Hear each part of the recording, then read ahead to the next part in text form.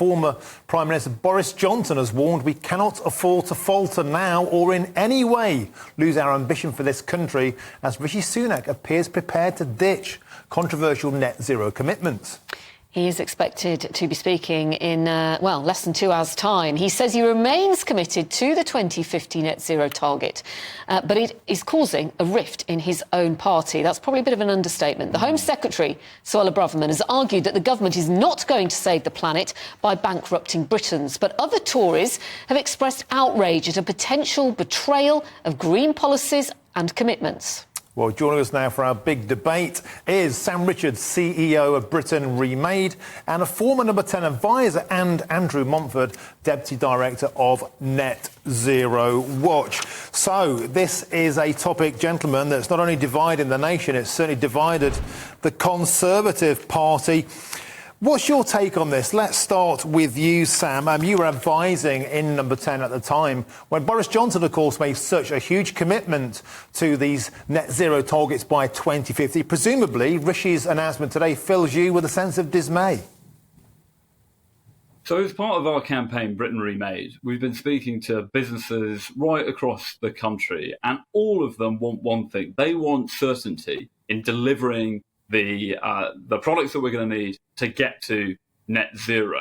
And that's why you've seen such dismay from the business community today. That's why you've seen Ford come forward with an unprecedented statement of criticism of the government. That's why you've seen E.ON come forward with a similarly critical statement. They want that certainty to get on and deliver the cheap products that will both get us to net zero, but also deliver thousands of jobs in our former industrial heartlands, places like Teesside, places like the Midlands.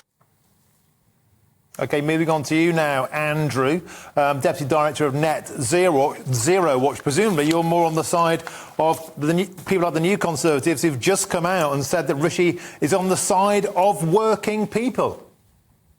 Yeah, it's become fairly clear over the years, and in particular over the last week or so, that net zero is impossible. We've seen the failure of the renewables auction just last week, it's clear that nobody is going to build wind farms or offshore wind farms in the UK any longer.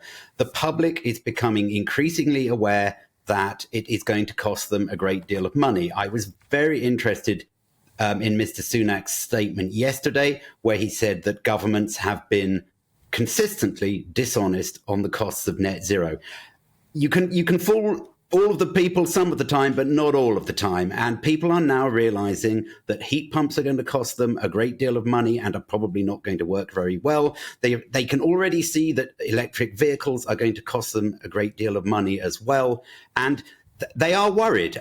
They've been told it's going to be cheap, but they can see that just isn't the case anymore. I'm quite hopeful now that Mr. Sunak is going to come out and tell us what the real costs are. He needs to, because we can't really go forward until that has been done. Andrew, is there not a danger, though, that by putting this back to 2035, that actually there's going to be less production of electric cars, and therefore those prices then are less likely to be cheaper, whereas if you wait till 2030, the prices will be so much better for people? It's counterproductive. The point is that if we go down the EV and heat pump route, that's the road to disaster. It is going to cause a lot of problems for companies like Ford, who've come out today objecting to what Mr. Sunak is saying, because they've invested a huge amount of money in this road to ruin that is net zero. So we are going to have to turn around, and we are going to have to cause pain to those companies that have invested. But it is clear that we cannot continue down the road we have been on. The cost of net zero is hundreds of thousands of pounds per household. It's that amount of money. Government has lied about it and said it's good. Sorry. Sam, sorry, I just want to bring Sam back in. Andrew said there, net zero is the road to ruin. What do you make of that? I was quite frankly astonished to hear Andrew say that we have to cause pain for those businesses that are investing in Britain, those businesses that are creating thousands of jobs across the country. The reason why the US, China and the EU are investing trillions in this transition is because they see which way the wind is blowing. They know where the jobs of the future are. This is the moment where we need to be giving certainty to businesses and not undermining them as chopping and changing these targets would do. So what you're saying Sam, is that it's people have to just swallow those costs, are you? That people are just going to have to fork out £15,000 for a heat pump, an extra £15,000 for an extra vehicle. I mean, real people in the real world, outside the Westminster bubble, can't do that. Sam. We have seen over the last 20 years the costs of green technologies come down to the point now that renewables are the cheapest sources of power. The costs of EVs are coming down. Now, they are not there yet. But as was set out earlier, the essence of going faster on the transition means that you get more EVs on the market and they filter through to the second-hand market. And that means that they then become affordable. If you slow down that transition, you make it less affordable for consumers in the medium term. Sam, I have to tell you, it is not true that renewables are the cheapest form of energy. I spend my days looking at this. There have been a whole series of studies that have looked at the cost of offshore wind and have shown that it's still around £125 a megawatt hour. That's at least 50%. Right, Andrew. Simply false. That's simply false.